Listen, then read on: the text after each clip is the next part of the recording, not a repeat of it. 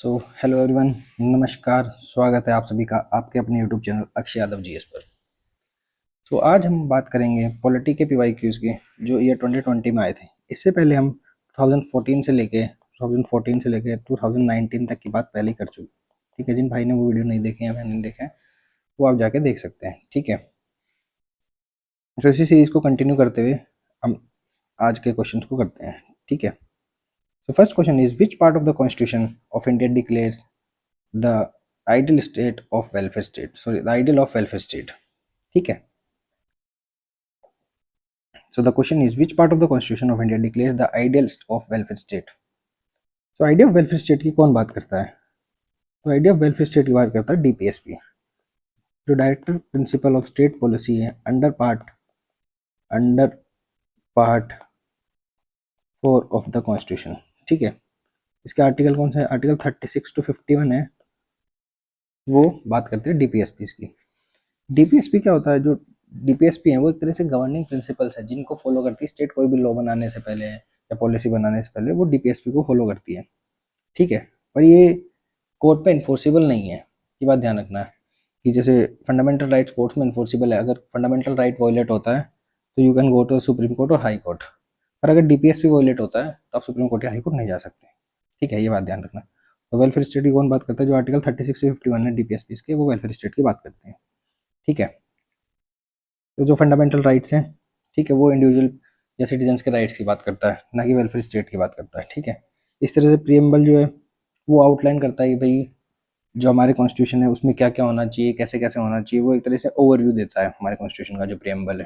ठीक है, वो बात करता है और वो डिक्लेयर नहीं करता, वो सब तरह की बात करता है जो प्रीएम्बल होता है। ठीक है, पर डीपीएसपी वो पर्टिकुलर इसी चीज़ के लिए, वेलफेयर स्टेट और इकोनॉमिक जस्टिस के लिए। ठीक है, इस तरह 7 शेड्यूल की बात करते हैं तो 7 शेड्यूल किसकी बात करता है? 7 शेड्यूल बात करता है डिफरेंट लिस्ट की, जैसे सेंट concurrent list, state list, union list, जिन पे सेंट्रल या स्टेट गवर्नमेंट लॉज बना सकती है। ठीक है, उनकी बात करता है, तो ये भी नहीं है, इसका ऑप्शन ए ही है। ठीक है, डीपीएसपी। सेकंड क्वेश्चन है which one of the following categories of fundamental rights incorporates protection against untouchability as a form of discrimination. ठीक है, कि untouchability as a form of discrimination कौन से फंडामेंटल राइट में है। ठीक है, जो राइट अगेंस्ट एक्सप्लॉयटेशन है ये किस में होता है? अंडर आर्टिकल, इसके अंदर कौन सा आर्टिकल आता है अंडर में? 23 एंड 24। ठीक है, राइट टू फ्रीडम में कौन सा था? Freedom of speech and expression की बात हो रही है। राइट टू फ्रीडम में आता है आर्टिकल 19, आर्टिकल 19 टू 22। ठीक है, इसी तरह से हम बात करें नेक्स्ट आर्टिकल की, जो आर्टिकल कॉन्स्टिट्यूशनल रेमेडीज है, राइट टू कॉन्स्टिट्यूशनल रेमेडीज है, वो आर्टिकल आता है 32 के अंदर। ठीक है, सुप्रीम कोर्ट जिसके बाद आप डायरेक्ट सुप्रीम कोर्ट जा सकते हैं। तो कॉन्स्टिट्यूशनल रेमेडीज के लिए कौन सा आर्टिकल है? 32। सो राइट टू इक्वालिटी है, इसके अंदर आर्टिकल 14 टू 18 आते हैं। ठीक है, इसमें आर्टिकल 14 क्या बात करता है? 14 कहता है इक्वालिटी बिफोर लॉ। ठीक है, 14 की बात आती है तो इक्वालिटी बिफोर लॉ की बात करता है। जो आर्टिकल 15 है वो बात करता है prohibition of description on grounds of religion, race, caste, sex and place of birth. ठीक है, कि प्रोहिबिट करता है इन सब चीज़ों पे, इन सब चीज़ों के लिए डिस्क्रिमिनेशन नहीं होना चाहिए, रिलीजन पे, कास्ट पे, रेस पे, सेक्स पे, प्लेस ऑफ बर्थ पे। ठीक है, इसी तरह से जो आर्टिकल 16 है वो बात करता है इक्वल अपॉर्चुनिटी ऑफ मैटर्स। ठीक है, इन पब्लिक एम्प्लॉयमेंट, कि जो भी लोग रोजगार के लिए या पब्लिक एम्प्लॉयमेंट के लिए, वो इक्वल अपॉर्चुनिटीज मिलनी चाहिए नौकरी के लिए। ठीक है, जिसका आंसर होगा जो आर्टिकल 17 होता है वो। ठीक है, तो इसका आंसर राइट टू इक्वालिटी होगा, क्योंकि इक्वालिटी के अंदर 14 टू 18 आर्टिकल्स आते हैं। ठीक है, 14 से लेकर 18 तक। तो आर्टिकल 17 है वो बात करता है abolition of untouchability and prohibition of its practice. ठीक है, तो अनटचेबिलिटी का प्रोहिबिट कौन सा आर्टिकल करता है? राइट टू इक्वालिटी, इसका आर्टिकल 17 करता है। ठीक है, इसके साथ अगर आर्टिकल 18 की बात करें तो आर्टिकल 18 बात करता है abolition of titles except military and academic titles. ठीक है, तो 18 आर्टिकल की बात करता है एबोलिशन ऑफ टाइटल्स की। इसका आंसर कौन सा होगा? 14 टू 18। और किस में पार्ट लाई करता है वो? राइट टू इक्वालिटी में। ठीक है, सो अगला क्वेश्चन है consider the following statements. The constitution of India defines it's basic structure. Constitution of India defines करता है इस basic structure in terms of federalism, secularism, fundamental rights and democracy. ठीक है, सेकंड स्टेटमेंट है the constitution of India provides for judicial review to safeguard the citizens' liberties and to preserve the ideals on which constitution is based। ठीक है, ये जो constitution of India वो provide करता है जुडिशियल रिव्यू। ठीक है। फर्स्ट स्टेटमेंट है कि जो कॉन्स्टिट्यूशन है वो डिफाइन करता है बेसिक स्ट्रक्चर को, तो ये गलत है, क्योंकि इंडिया का कॉन्स्टिट्यूशन जो बेसिक स्ट्रक्चर है वो एक्सप्लिसिटली मेंशन नहीं करता। सुप्रीम कोर्ट ने वेरियस जजमेंट्स में ये बताया कि कौन कौन सा बेसिक स्ट्रक्चर का पार्ट है। तो जो केशवानंदन भारती केस है, केशवानंदा भारती, जो जिसमें बेसिक स्ट्रक्चर और डॉक्ट्रिन दी गई थी वर्सेस स्टेट ऑफ केरला का जो केस है, ये केस कब हुआ था, इसका जजमेंट 1973 में। इसके बाद बेसिक स्ट्रक्चर डॉक्ट्रिन दी गई थी, ठीक है। तो ये डिफाइन नहीं है कॉन्स्टिट्यूशन में, तो ये गलत है, ठीक है। इसी तरह से बात की जाए सेकंड स्टेटमेंट की, the constitution of India provides for judicial review, तो ये स्टेटमेंट भी गलत है, ठीक है। जो कॉन्स्टिट्यूशन ऑफ इंडिया है वो एक्सप्लिसिटली जुडिशियल रिव्यू को मेंशन नहीं करता है, बट सुप्रीम कोर्ट या हाई कोर्ट है वो डिफरेंट आर्टिकल से इस पावर को डिराइव करते हैं, ठीक है। जैसे आर्टिकल 13, आर्टिकल 131 से लेके 136 तक हैं जो, ठीक है, डिफरेंट आर्टिकल्स हैं वो सब, क्रिमिनल अपीलेट ट्रिब्यूनल या फिर सिविल ट्रिब्यूनल अपीलेट ट्रिब्यूनल्स, ठीक है। इसमें सब में जो ओरिजिनल जुडिक्शन ऑफ सुप्रीम कोर्ट, ये सब इन आर्टिकल्स के अंदर है, ठीक है। इसी के साथ आर्टिकल जो 143 है सुप्रीम कोर्ट का, वो भी इसी बारे में डिस्कस करता है, इसी के थ्रू पावर गेन करता है सुप्रीम कोर्ट। ऐसे हाई कोर्ट के लिए है 226 एंड 246, ठीक है। तो डिफरेंट आर्टिकल है जहाँ से जो जुडिशियल रिव्यू की पावर है वो डिराइव करता है, ठीक है। तो एज सच एक्सप्लिसिटली मेंशन नहीं है, तो ये दोनों स्टेटमेंट गलत है, ठीक है। तो next question is, in India separation of judiciary from the executive, separation of judiciary from the executive is ensured by the preamble of the constitution, the DPSP, the 7th schedule, the conventional practice। so जो article 50 है constitution का वो बात करता है separation of judiciary from the executive, ठीक है, under article 50, ठीक है। अंडर आर्टिकल 50 किस में आता है, डीपीएसपी में आता है, पार्ट 4 में डीपीएसपी आर्टिकल 36 to 51 डीपीएसपी आते हैं, ठीक है। तो आर्टिकल 50 है वो बात करता है इंडिया की कि जो जुडिशरी है वो एग्जीक्यूटिव से अलग होना चाहिए इन द पब्लिक सर्विस, ठीक है, ऑफ द स्टेट, ठीक है, ये ध्यान रखना। इसी तरह 7th शेड्यूल आपको बता ही दिया था मैंने, यूनियन कंकरेंट स्टेट लिस्ट की बात करता है, और ऐसा कन्वेंशनल प्रैक्टिस नहीं है ये, ठीक है, और प्रीमियम इसके बारे में बात नहीं करी हुई है सेपरेशन की, ठीक है। नेक्स्ट क्वेश्चन है, one common agreement between Gandhism and Marxism is, जो गांधीज्म एंड मार्क्सिज्म है उन दोनों का कॉमन एग्रीमेंट क्या था। देखो जो गांधी थे, पहले उनकी बात कर लेते हैं। गांधी बात करते हैं कि एक सेल्फ गवर्निंग सोसाइटी होनी चाहिए, ठीक है, जो नॉन वायलेंस और, ठीक है, कोऑपरेशन पे बिलीव करनी चाहिए। गांधी जी इनकी बात करते हैं नॉन कोऑपरेशन नॉन वायलेंस, ठीक है, सॉरी कोऑपरेशन नॉन वायलेंस, इन सब पे चीज़ें गवर्न करनी चाहिए, ठीक है। जिसको गांधी जी अपने राज्य को बोलते थे राम राज्य, क्या बोलते थे, राम राज्य, ठीक है। इस ये गांधी जी के हिसाब से एक आइडियल स्टेट थी, क्या थी, आइडियल स्टेट थी, ठीक है, जहाँ पे हार्मनी होगा, जस्टिस होगा, कम्युनिटी का वेलफेयर होगा, ठीक है, और यहाँ पे गवर्नमेंट इंटरवेंशन मिनिमल होगा, गवर्नमेंट का इंटरवेंशन मिनिमम होगा, गवर्नमेंट इंटरवेंशन मिनिमल होगा, ठीक है। तो ये गांधी जी बात करते थे, और ये चाहते थे कि जो लोकल लोग है, लोकल कम्युनिटीज है, वो सिग्निफिकेंट रोल प्ले करें डिसीजन मेकिंग में, ठीक है, और अपने जो खुद के अफेयर्स हैं उनको लोग ही खुद ही जो ग्रास रूट लेवल पे काम कर रहे हैं या रहते हैं वही खुद ही अपने काम को बढ़ाए हैं, ठीक है। तो ये ग्रास रूट लेवल की बात करते थे, ठीक है, और स्टेट का इन्वॉल्वमेंट बिल्कुल कम हो, ठीक है। इस तरह से मार्क्स की बात करें, मार्क्स किस में बिलीव करते हैं, ये बात करते थे क्लासलेस सोसाइटी की, कि भाई कोई क्लास नहीं होनी चाहिए, क्लासलेस सोसाइटी की, ठीक है, या कम्युनिस्ट सोसाइटी की, ठीक है। कम्युनिस्ट सोसाइटी में क्या होता है, जो जितने भी जो जो सोर्सेज ऑफ मैन्युफैक्चरिंग के सोर्स सब गवर्नमेंट के अंडर में होते हैं, प्रॉपर्टी भी गवर्नमेंट में अंडर होती है, ठीक है। तो ऐसे पब्लिक को एक क्लास वो फील नहीं आता कि भाई ये लोग अमीर हैं या गरीब है, तो एक क्लासलेस सोसाइटी बन जाती है, ठीक है, सब बराबर मानते हैं वो, ठीक ठीक है, ठीक है, और इनइक्वालिटी वहाँ से कम हो जाती है, इनका ऐसा मानना है जो मार्क्सिज्म को फॉलो करते हैं, ठीक है। तो ये मानते थे कि अबोलिशन ऑफ प्रॉपर्टी हो जाएगा और क्लास डिस्टिंक्शन हो जाएगा, ठीक है, तो गवर्नमेंट का स्ट्रक्चर है वो एग्जिस्ट नहीं करेगा, ठीक है। तो मार्क्सिज्म के लोग वो चाहते थे कि जहाँ पे भी जो जो लोग हैं वो खुद को गवर्न करें कलेक्टिवली, ठीक है, और स्टेट और जो इंस्टीट्यूशन है, स्टेट का इंस्टीट्यूशन है वो नहीं हो, ठीक है। तो इन दोनों की आइडियलीज को मिक्स करें तो दोनों की लास्ट में ये था कि जो फाइनल गोल है दोनों का कि स्टेटलेस सोसाइटी होनी चाहिए, ठीक है, वहाँ पे स्टेट नहीं होनी चाहिए, मियाँ मिनिमल इंटरवेंशन होना चाहिए स्टेट का, ठीक है। तो पहला ऑप्शन यही सही है। जो यहाँ पे दोनों के एग्रीमेंट की बात हो रही, कॉमन दोनों जगह कहाँ पे थे, final goal of stateless society, ठीक है। क्लास स्ट्रगल की नहीं बात कर रहे, अबोलिशन ऑफ प्राइवेट प्रॉपर्टी की बात नहीं कर रहे, इकोनॉमिक फैक्ट डिटर्मिनेशन की, ये दोनों की पूछ रहा है, ठीक है। दोनों इंडिविजुअल पॉइंट वेरी कर सकते हैं, ठीक है, पर जहाँ पे कॉमन आएगा वो आएगा, तो final goal of stateless society, ठीक है, कि स्टेट ना हो और लोग अपने आप काम कर पाए, ठीक है। Next question is the preamble of the constitution of India is a part of the constitution but has no legal effect, not a part of the constitution and has no legal effect, a part of the constitution and has the same legal effect as any other part of the constitution but has no legal effect independent on other parts। तो इसका answer है D.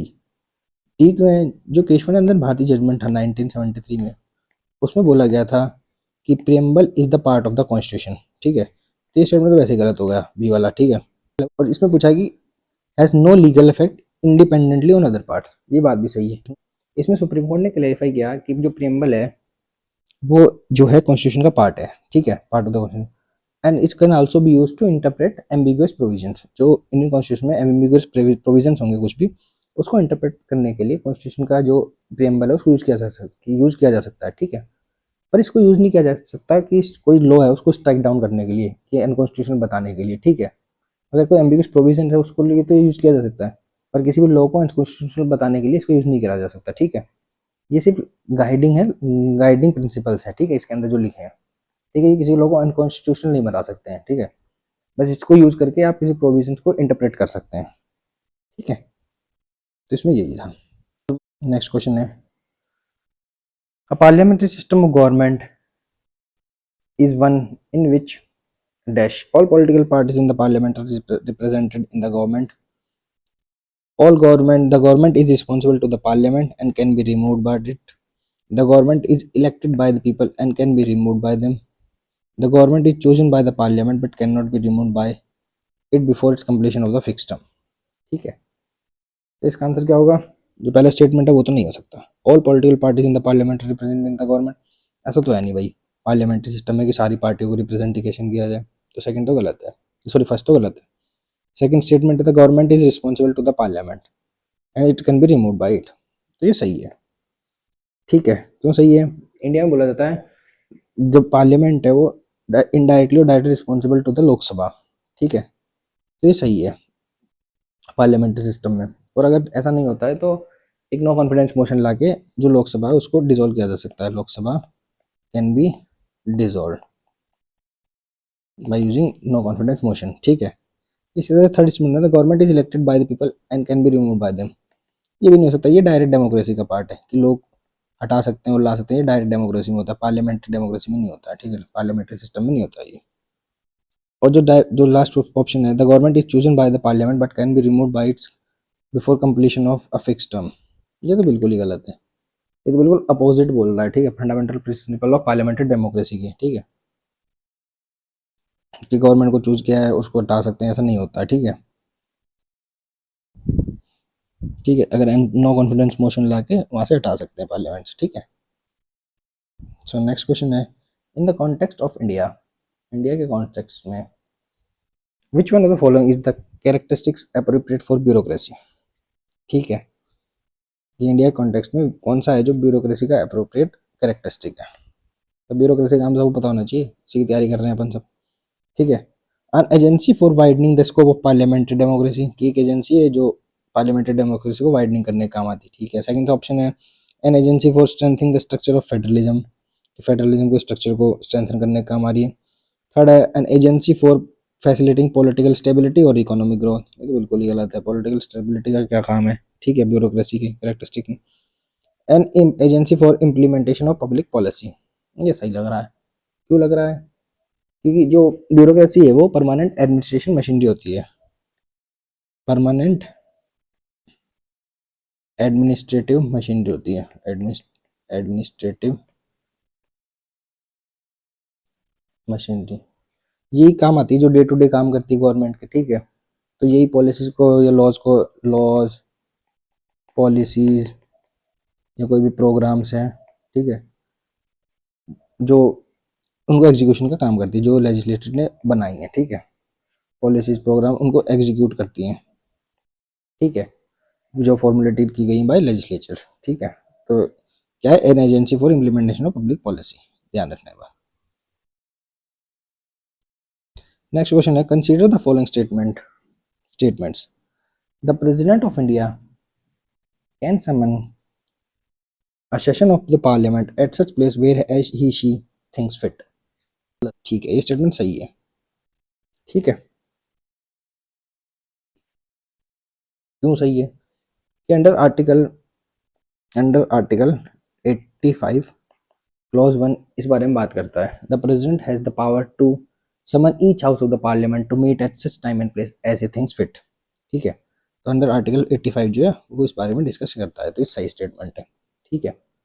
Second statement, the constitution of India provides for 3 session of the parliament. जो constitution है India का वो provide करता है 3 session of parliament in each year, but it is not mandatory to conduct all the 3 session. तो ये बात भी गलत है, ठीक है। ये नहीं कहता है constitution of India. Constitution of India ये कहता है कि जो 2 सेशंस हैं उनके बीच का गैप 6 महीने से ज़्यादा नहीं होना चाहिए, कि 6 महीने से पहले 2 सिटिंग मतलब गैप नहीं होना चाहिए 2 सेशंस के बीच में, ठीक है। मतलब एक सेशन आज हुआ है तो उसके 6 महीने के अंदर दूसरा सेशन हो जाना चाहिए, सिर्फ ये लिखा है कॉन्स्टिट्यूशन में, ठीक है। तो 3 सेशंस की बात नहीं करता है वो, ठीक है। जो 3 सेशंस को हम होल्ड करते हैं वो एक कन्वेंशन की तरह है, ठीक है, और एक्सप्लिसिटली नहीं लिखा है। जैसे बजट सेशन होता है, ठीक है, फिर आता है मॉनसून सेशन और फिर विंटर सेशन। ये 3 सेशन इंडियन कॉन्स्टिट्यूशन में जो होते हैं, ठीक है, बजट, मॉनसून एंड विंटर। तो ये एक्सप्लिसिटली कहीं नहीं लिखे हुए हैं, ठीक है। इसी के साथ थर्ड स्टेटमेंट है, there is no minimum days that the parliament is required to meet in a year. ये भी सही है, ऐसा कहीं भी नहीं लिखा हुआ है, ना ही कॉन्स्टिट्यूशन में लिखा है ना ही रूल बुक में लिखा हुआ है, ठीक है, पार्लियामेंट की कि मिनिमम नंबर ऑफ डेज जो पार्लियामेंट को मिलना ही पड़ेगा इन ईयर, ठीक है। ये दोनों स्टेटमेंट सही है। तो आंसर होगा इसका 1 एंड 3 ओनली, ठीक है। आंसर होगा इसका सी, 1 एंड 3 ओनली। नेक्स्ट क्वेश्चन है, a constitutional government by definition is a. Constitutional government है वो डेफिनेशन से क्या होगी? अ गवर्नमेंट बाय लेजिस्लेचर, की लेजिस्लेचर की गवर्नमेंट हो, पॉपुलर गवर्नमेंट हो, मल्टी पार्टी गवर्नमेंट हो, या लिमिटेड गवर्नमेंट हो। तो कॉन्स्टिट्यूशनल गवर्नमेंट क्या होगी? Limited government. लिमिटेड गवर्नमेंट का मतलब क्या है? लिमिटेड गवर्नमेंट का मतलब है कि जो कॉन्स्टिट्यूशन है उसकी पावर्स को लिमिट करेगा, ठीक है। जो गवर्नमेंट के मन में आएगा वो नहीं कर सकती, वो कोई भी लॉ नहीं ला सकती, वो एक डिसाइडेड डॉक्यूमेंट के अंदर ही काम करेगी, ठीक है। जो सेट ऑफ रूल्स हैं जो कॉन्स्टिट्यूशन में लिखे हैं उन्हीं के जो अंदर रूल्स लिखे हैं उसी के बिहाफ पे जो फ्रेमवर्क होगा या रूल्स होंगे, रेगुलेशंस होंगे, वो सब जो कॉन्स्टिट्यूशनल गवर्नमेंट होगी उस पर काम करेगी या उनको देख के बनाएगी, ठीक है, ठीक है। और जो लिमिटेड गवर्नमेंट होती है वो हमेशा चेक एंड बैलेंसेस में काम करती है, मतलब एक दूसरी ऑर्गेनाइजेशन उसको चेक करती रहेगी हमेशा कि वो ये एब्सोल्यूट पावर्स तो गेन नहीं कर रही है, ठीक है, और रूल ऑफ लॉ को अपहोल्ड कर रही है, ठीक है। जैसे एक दूसरे के लिए चेक एंड बैलेंसेस का काम करती रहती हैं, ठीक है। इसी तरह से अगला क्वेश्चन है, consider the following statement. Aadhaar meta data can not be stored for more than 3 months, ठीक है। सेकंड स्टेटमेंट है, state can not enter into an contract with private companies for sharing of Aadhaar data, ठीक है। Third statement है, Aadhaar is mandatory for obtaining insurance product, ठीक है। Aadhaar is mandatory for getting benefits funded out of the consolidated fund of India. Fourth statement ये है, ठीक है। So first statement is Aadhaar meta data can not be stored for more than 3 months. जो 3 months है, हमेशा जहाँ पे number आए उसको थोड़ा आगे चसा लिया करो एकदम से, ऐसा नंबर दिखे तो, ठीक है। ये नंबर मोस्टली गलत होता है, ठीक है। सो जो सुप्रीम कोर्ट है उसने बोला है कि जो Aadhaar meta data data can not be stored for more than 6 months. 3 की जगह हो गया 6 मंथ, ठीक है। पर जो ओरिजिनल एक्ट था उसमें था कि stored can for 5 years. Supreme court ने इसको हटा के 6 मंथ्स कर दिया था, तो फर्स्ट स्टेटमेंट गलत है, ठीक है। तो ओरिजिनल जो एक्ट आया था आधार एक्ट उसमें था सिर्फ 5 ईयर्स का, कि 5 ईयर्स तक स्टोर डाटा कर सकती हैं, ठीक है। सेकंड स्टेटमेंट है, state can not enter into any contract with private corporation for sharing of Aadhaar data. ये बात सही है। क्यों सही है ये बात? क्योंकि जो इनिशियली आधार एक्ट आया था उसमें जो सुप्रीम को जो एक्ट था उसमें जो कॉर्पोरेशन हैं उनको बोल दिया गया था आपकी डाटा आप फेच कर सकते हो, ठीक है। प्राइवेट कॉर्पोरेट कंपनीज को, जो कॉर्पोरेशन है उनको बोला गया था आप आधार डाटा फेच कर सकते हो, ठीक है, अगर आप कोई कॉन्ट्रैक्ट या किसी काम के लिए यूज़ करना चाहो। और सुप्रीम कोर्ट ने बोला कि राइट टू प्राइवेसी का हार्म है, राइट टू प्राइवेसी इससे ब्रीच हो रही है, ठीक है। या वायलेट हो रही है, जिसके कारण इसको भी हटा दिया गया था। इसमें एक सेक्शन था 57 जिसको हटाया गया था, सेक्शन 57 ऑफ आधार एक्ट, इसको हटा दिया गया था। ठीक है, इतना याद करनी जितनी सेक्शन वगैरह आपको, इसलिए बता रहा हूँ। State can not enter into any contract with private corporation for sharing of Aadhaar data, ये सही है, स्टेट एंटर नहीं कर सकती कॉन्ट्रैक्ट में। ठीक है, Aadhaar is mandatory for obtaining insurance product. ठीक है, ये स्टेटमेंट भी गलत है। क्यों गलत है? सुप्रीम कोर्ट ने बोला कि Aadhaar mandatory for service beyond welfare scheme के लिए गलत है, कि अगर वेलफेयर स्कीम के अलावा कुछ आदमी प्रोडक्ट या कुछ लेना चाहे तो ये गलत है या अनकॉन्स्टिट्यूशनल है। ठीक है, ये बनाया गया था जो IRDAI है, insurance IRDAI, insurance regulatory development authority of India. ठीक है, जो इंश्योरेंस के लिए डीलिंग करती है। तो इसने बाद में बोल दिया कि इंश्योरेंस के लिए जो आधार कार्ड है वो मतलब कंपलसरी नहीं है। ठीक है, पर जो अर्लियर जो पॉलिसी आई थी 2017 में जब आधार एक्ट आया था, वो कंपलसरी कर रहा था कि आपको इंश्योरेंस के लिए आधार होना जरूरी है, तो बाद में हटा दिया गया था सुप्रीम कोर्ट ने। ठीक है, ये भी गलत है। इसके साथ साथ फोर्थ स्टेटमेंट है, Aadhaar is mandatory for getting benefits out of consolidated fund of India. ये स्टेटमेंट सही है, क्योंकि जितनी वेलफेयर स्कीम्स वगैरह आती हैं उनकी फंडिंग सब भी यहीं से होती है। जैसे PM किसान है, जिसमें 6,000 रुपये आते हैं साल के, तो एक तरह की वेलफेयर स्कीम है। तो अगर इनका पैसा आएगा तो उसके लिए आधार मैंडेटरी कर रखा था। सुप्रीम कोर्ट ने बोला कोई भी अगर वेलफेयर स्कीम में पैसा लेना चाहता है, जिसके थ्रू लेना चाहता है, तो आधार मैंडेटरी है। तो ये स्टेटमेंट सही है। तो इसका आंसर होगा 2 और 4 करेक्ट पूछा है। ठीक है, आंसर क्या होगा? 2 और 4 B. So next question is, other than the fundamental rights, which of the following parts of the constitution reflects the principle and provisions of the universal declaration of human rights? A preamble, B DPSPs, C fundamental duties। सो ये सारे statement सही है। ठीक है, क्यों सही है? ये जो प्रेम्बल है, वो जो प्रेम्बल है वो आउटलाइन करता है जो philosophical foundation of Indian constitution की। ठीक है, जो अलाइन करती है भाई किसके साथ? जो universal declaration of human rights की बात करता है, इसमें लिबर्टी है, इक्वालिटी है, इक्वालिटी ऑफ जस्टिस, ये सब प्रेम्बल में भी है। ठीक है, तो साथ अलाइन करती है। इसी तरह से जो DPSP है वो भी अलाइन करता है, जो DPSP में गाइडलाइंस हैं। ठीक है, कि जो भी गवर्नमेंट होगी वो जो सोशल ऑर्डर है क्रिएट करेगी, वेलफेयर के लिए काम करेगी, वो kind of union declaration human rights की बात कर रही है। ठीक है, ठीक है, जो justice of liberty, equality and fraternity. ठीक है, तो ये सब भी ह्यूमन राइट्स में भी हैं और DPSPs में भी हैं। इसी तरह से जो फंडामेंटल ड्यूटीज हैं सिटीजन्स की, वो प्राइमरली तो बात करते हैं कि भाई सिटीजन्स हैं वो ऑब्लिगेटरी हैं, जो ड्यूटीज उनको फॉलो करनी चाहिए। ठीक है, ऑब्लिगेटरी ड्यूटीज को मानना चाहिए। ठीक है, टूवर्ड्स द कम्युनिटी। ठीक है, पर ये ड्यूटीज भी अलाइन करती हैं यूनिवर्सल डिक्लेरेशन ह्यूमन राइट्स के साथ। ठीक है, जो इंडिविजुअल ड्यूटी है वो अलाइन करती हैं इसके साथ। ठीक है, तो ये तीनों स्टेटमेंट सही होंगे। सो नेक्स्ट स्टेटमेंट है, Rajya Sabha has equal powers with Lok Sabha. तो ऐसे कौन कौन से मैटर्स में है जिनमें राज्यसभा को इक्वल पावर है लोकसभा की, इसमें ये जानना चाह रहा है। ठीक है, तो first statement is the matters of creating all all India services. ठीक है, तो स्टेटमेंट गलत है। जो आर्टिकल 312 है जो सर्विसेज की बात करता है। ठीक है, ठीक है, अगर सर्विसेज की बात की जाए तो जो ऑल इंडिया सर्विस क्रिएट करने की जो मेन पावर है किसके पास है? स्टेट्स के पास। स्टेट्स रिप्रेजेंट कौन कर रहा है वहाँ पे? राज्यसभा। तो लोकसभा का इसमें कोई लेना देना नहीं है, तो फर्स्ट स्टेटमेंट गलत है। सेकंड स्टेटमेंट है अमेंडिंग द कॉन्स्टिट्यूशन, इसमें पूछा इक्वल पावर। तो जो कॉन्स्टिट्यूशन है अंडर आर्टिकल 368 में अमेंडमेंट की पावर इक्वल है to Rajya Sabha and to Lok Sabha, दोनों के पास बराबर है, तो स्टेटमेंट सही है। ठीक है, कॉन्स्टिट्यूशन को अमेंड करेंगे तो दोनों के पास बराबर पावर है। ठीक है, तो third statement removal of the government. जो राज्यसभा है वो परमानेंट हाउस है, राज्यसभा इज परमानेंट हाउस। तो गवर्नमेंट के रिमूवल में उसमें इसका एज सच रोल नहीं है, तो गवर्नमेंट के रिमूवल में उसका एज सच रोल नहीं है। ठीक है, इसी तरह से लोकसभा की बात करें उसमें नो कॉन्फिडेंस मोशन लाके गवर्नमेंट को रिमूव किया जा सकता है। ठीक है, नो कॉन्फिडेंस मोशन लाके, तो ये भी लोकसभा में है ना कि राज्यसभा में। ठीक है, तो दोनों के पास इक्वल पावर नहीं हुई। ठीक है, और जो कट मोशन है, कट मोशन किस में आएगा? कट मोशन एक्सक्लूसिव पावर है लोकसभा की, एक्सक्लूसिव पावर ऑफ लोकसभा। ठीक है, जो कट मोशन है वो लोकसभा में पास हो सकता है, तो स्टेटमेंट भी गलत है। ठीक है, next question is, with reference to the provisions contained in part 4 of the constitution of India, which of the following statement is correct?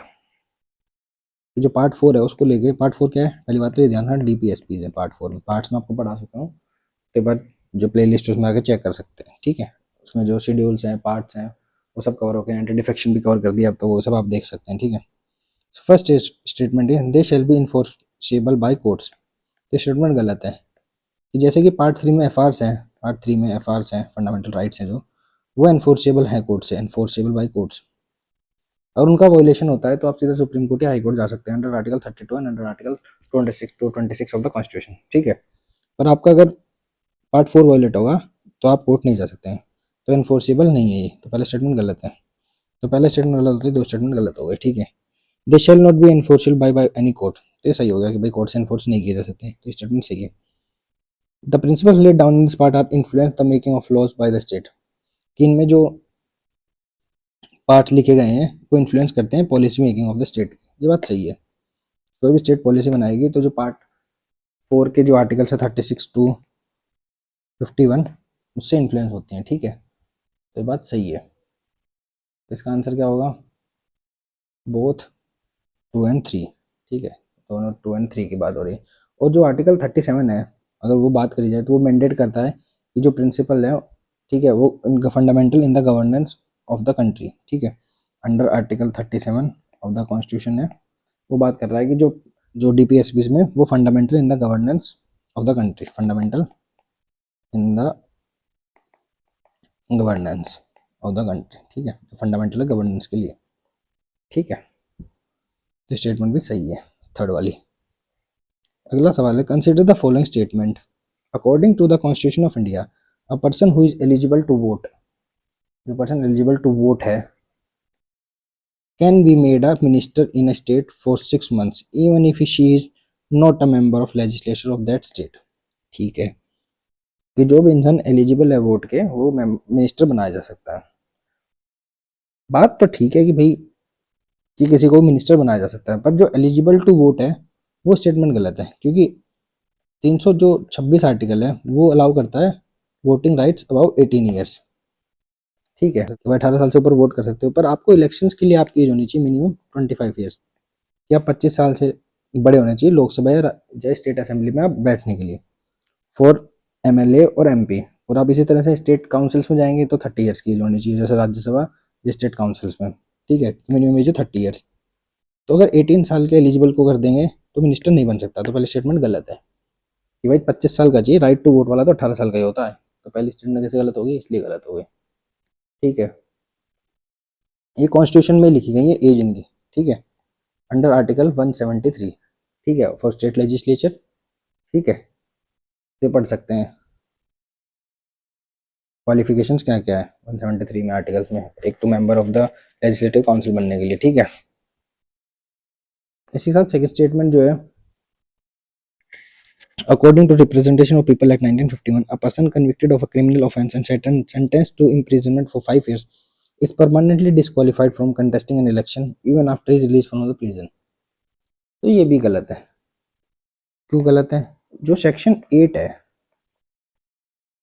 Of RPA representation of people act 1951 वो कहता है कि अगर कोई पर्सन कन्विक्ट होता है, ठीक है, और उसको जो सेंटेंस है वो 2 साल से कम नहीं दी जाती, ठीक है, मतलब 2 साल ज़्यादा दी जाती है, 2 साल से ज़्यादा की सेंटेंस दी जाती है, shall be disqualified from the date of such conviction, ठीक है, उस दिन से वो डिस्क्वालीफाई कर दिया जाएगा, ठीक है, और अगले 6 साल तक वो डिस्क्वालीफाई रहेगा उस सजा के पूरे होने के बाद सब, ठीक है, तो परमानेंट डिस्क्वालीफाई नहीं होता वो, ठीक है।